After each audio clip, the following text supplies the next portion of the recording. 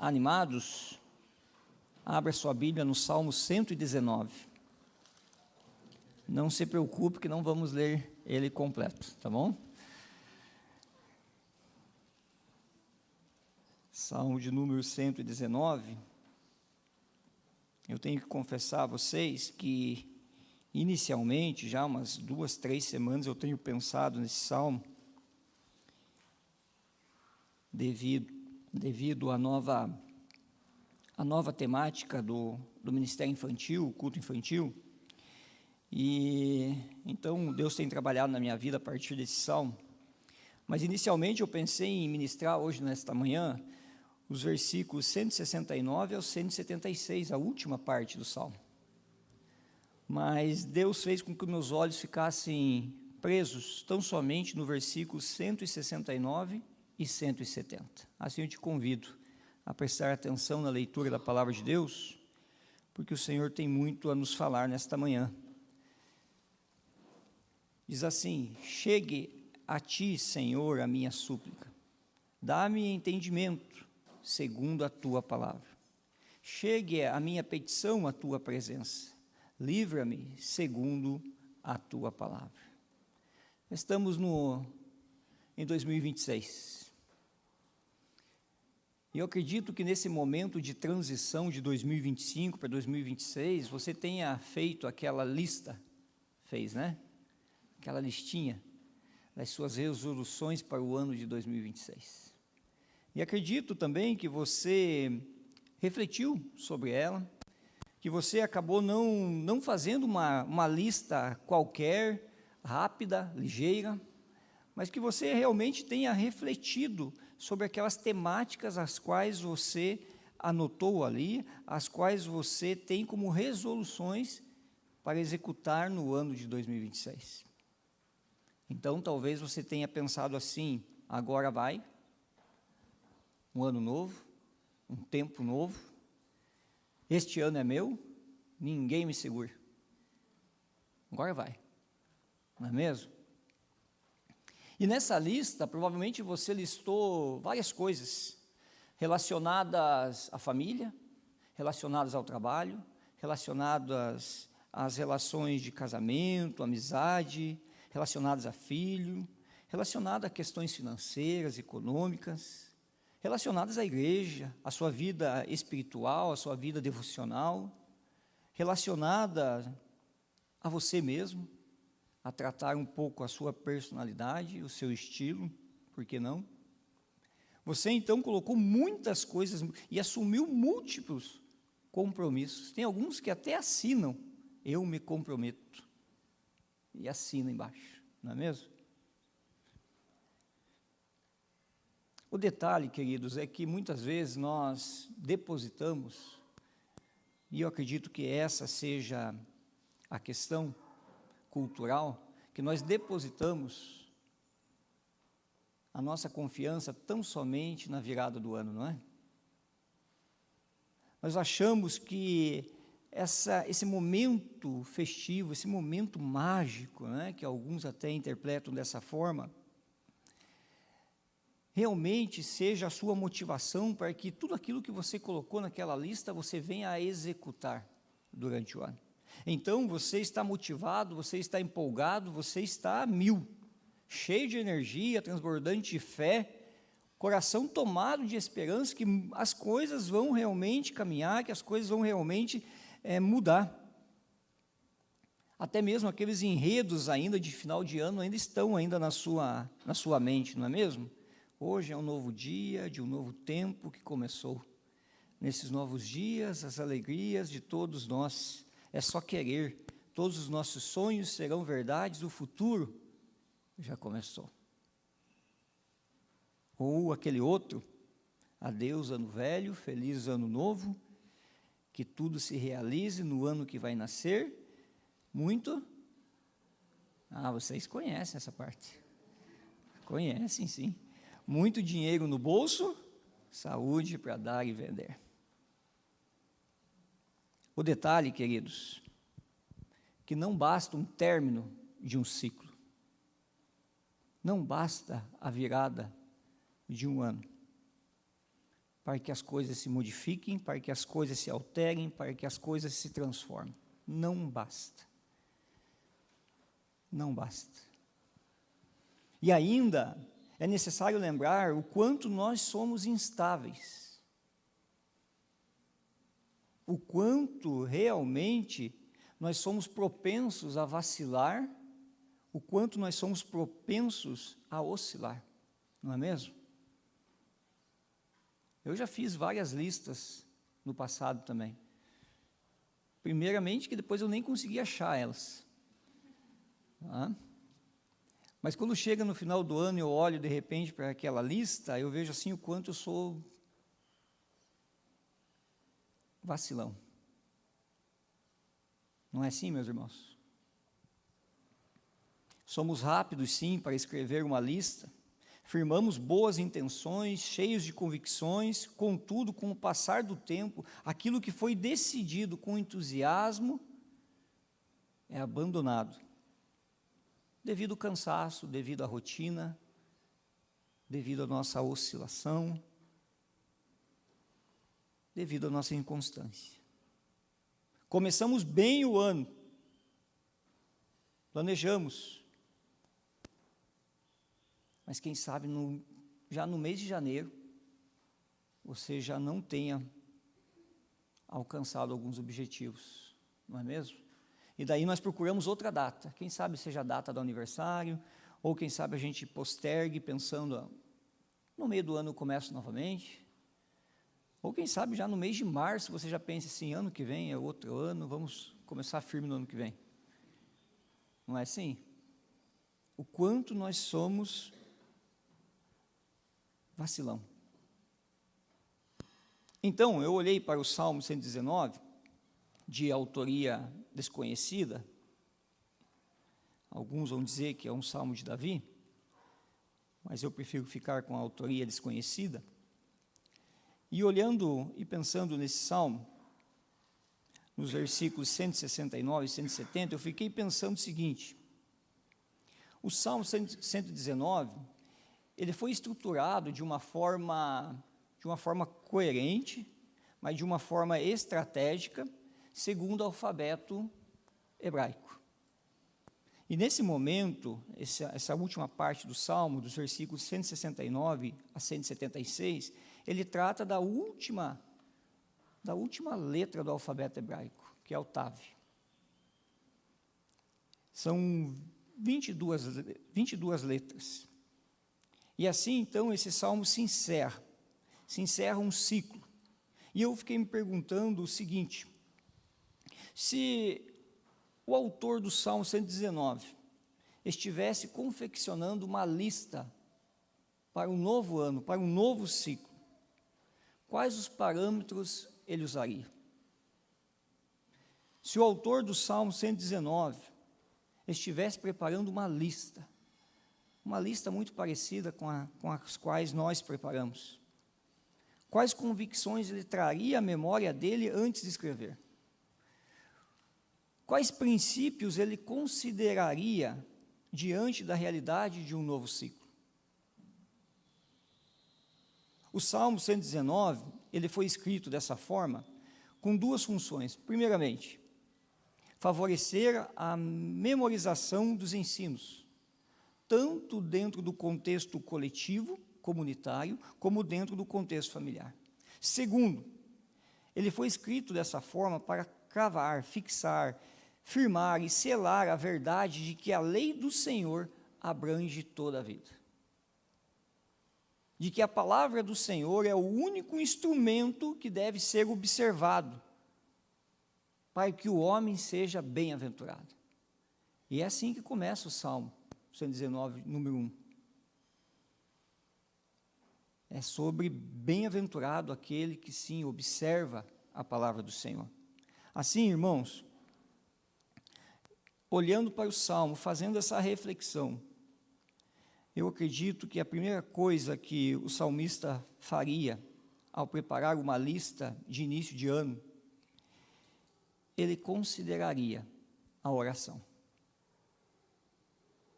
vinculada à palavra de Deus. E eu te provo. Porque o versículo 169, 170, ele é um paralelo complementar. Ele vai iniciar dizendo assim: chegue a ti. E no versículo 170, ele também vai dizer: chegue a minha petição à tua presença. Esse chegue a ti, primeiramente, é uma súplica. O verbo usado aqui dá uma ideia de uma aproximação cultual. Olha só que interessante isso. E ao mesmo tempo, percebo quanto isso é profundo.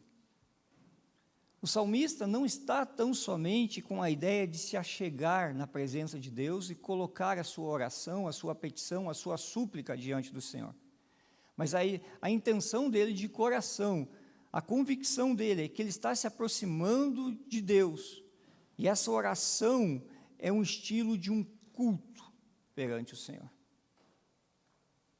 Porque ele entende que com aquele a quem ele vai falar, não deve ser falado, conversado, dirigido de forma genérica.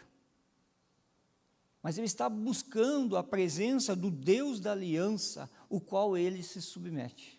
A ideia é essa.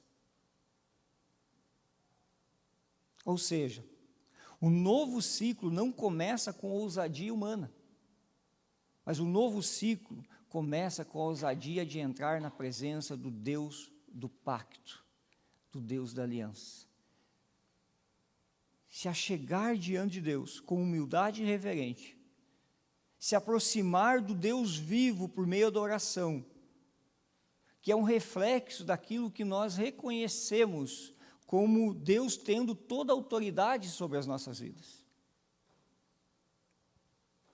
Ainda, o verbo chegar, chegue, a minha petição, a tua presença, no versículo 170, ele sugere não só essa aproximação cultual, mas também uma aproximação humilde de coração.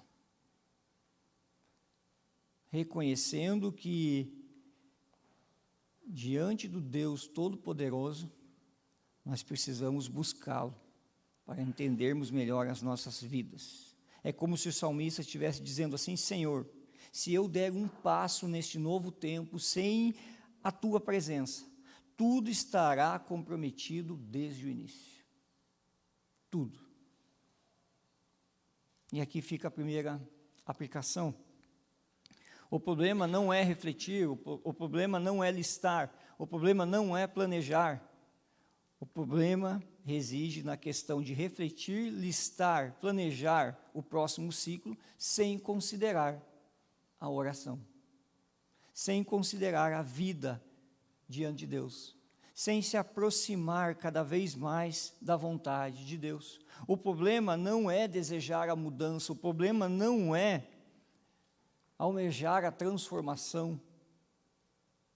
O problema é quando pensamos em mudar, pensamos em transformar algo, sem buscar a presença do Senhor. Aí está o problema. Mas o Salmo, ele continua: chegue a ti, Senhor, a minha súplica. Paralelamente, chegue a minha petição à tua presença. Percebam, súplica e petição, duas palavras fortes nesse contexto. Não é alguém que se aproxima de Deus de uma forma realmente genérica, mas é alguém que entende a importância daquele momento para a vida. É alguém que está clamando, é alguém que está com os olhos fitos aos céus, é alguém que reconhece que a ajuda, que o socorro, que a perseverança, que a fé, que a força, só pode vir do alto. É alguém que está convicto de que só de lá vem o cuidado. É um clamor intenso, é um clamor profundo, é um clamor necessário. Não é um pedido feito somente, mas é um clamor, uma oração, aonde o salmista está dizendo assim: eu sou vulnerável.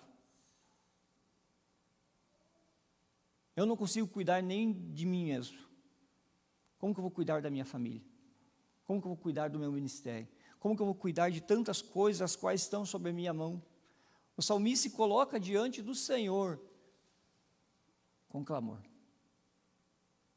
Com clamor.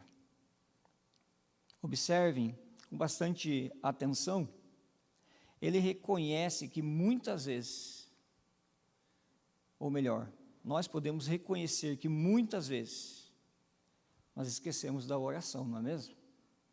Nesse sentido de clamar ao Senhor com intensidade na direção do novo ano. Fazemos sim a lista, preparamos ela com bastante cuidado e reflexão, conversamos até com alguém sobre ela, mas não nos colocamos diante de Deus, clamando para que o Senhor nos auxilie, nos ajude a entender melhor o que estamos colocando no papel para o novo ano. O salmista, ele não faz pedidos: Senhor, me dá sucesso, Senhor, faz dar certo, Senhor, confirma os meus planos. Porque na sequência o salmista vai dizer assim: sim, chegue a ti, Senhor, a minha súplica, dá-me entendimento. E no versículo 170, chegue a minha petição à tua presença, sim, Senhor, mas livra-me também. O salmista reconhece aqui que a capacidade não está nele de discernir o caminho, que ele precisa de entendimento primeiramente. Ele precisa analisar melhor a questão segundo a tua palavra. É assim que termina os 2 versículos. Ele tem a compreensão de que não basta o entendimento dele para aquele assunto, para aquela matéria, para aquele tema, o qual foi colocado naquela lista. Nós precisamos entender melhor o que pedimos, segundo a palavra de Deus, segundo a vontade de Deus. E é interessante, livra-me, e o livra-me aqui é aquilo que realmente pode dar errado. Livra-me de mim mesmo. Livra-me daquilo que eu penso. Livra-me da minha própria lista que eu fiz do ano 2020 para o ano 2026. Livra-me dela. Me dá entendimento primeiramente. Mas mesmo assim, se eu não tiver entendimento, livra-me dela, segundo a tua palavra. Não há nada de errado em fazer a lista. Mas quando você, e aqui vem algumas perguntas, quando você, meu irmão e minha irmã, colocou lá na lista: vou cuidar mais dos meus filhos, o ano 2026. Qual é o parâmetro que você está usando? Você foi buscar entendimento aonde para fazer isso? Porque de repente você sim lista, mas a sua mente, o seu coração está tomado por uma cultura, e não uma cultura segundo a palavra de Deus. Então sim, primeiramente peça para que Deus te dê entendimento segundo a palavra dele para esse assunto, mas também peça para que Deus te livre das armadilhas do inimigo, da cultura, para que você cumpra bem o seu papel como pai e como mãe. Não há nada de errado você colocar nessa lista: este ano eu quero ser próspero. Mas busque primeiro entendimento na palavra do Senhor para entender o que é a prosperidade, segundo a vontade de Deus, para depois colocar em prática. Mas também ore ao Senhor: livra-me, Senhor, porque esse caminho é perigoso demais. E de repente, para que eu alcance a prosperidade em alguma área da minha vida, eu preciso negociar algumas coisas. Então peça ao Senhor, clame ao Senhor, para que o Senhor te livre dos perigos, das armadilhas. Entendimento e livramento, segundo a tua palavra. Todo o Salmo 119, ele sempre vai terminar trazendo uma questão anterior, conectando com a palavra de Deus. Todo o Salmo. Muitos temas,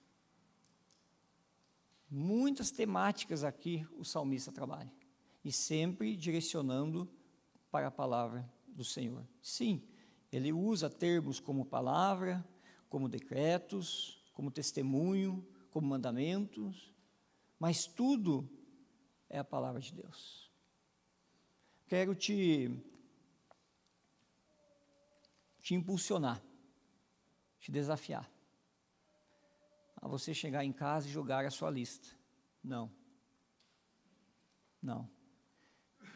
Chegar em casa e rever a sua lista, se colocando diante do Senhor, tentando buscar alinhamento ao entendimento da palavra de Deus, e com a ação do Santo Espírito de Deus, para que você venha entender se naquilo que você listou ali, não é perigoso, não é temerário a sua vida e a sua família. Mas também que você chegue na presença de Deus com ousadia de um coração que se coloca integral diante de Deus, sem reservas, reconhecendo que sem Ele nada vai acontecer, que nós somos pessoas instáveis e nós necessitamos de um Deus que é estável, que não muda, que não se altera, porque as suas misericórdias se renovam toda manhã e duram para sempre, porque a sua fidelidade é tremenda, gigante sobre as nossas vidas. Amém? Deus abençoe a sua vida. Presbítero Emanuel, é o senhor que vai fazer a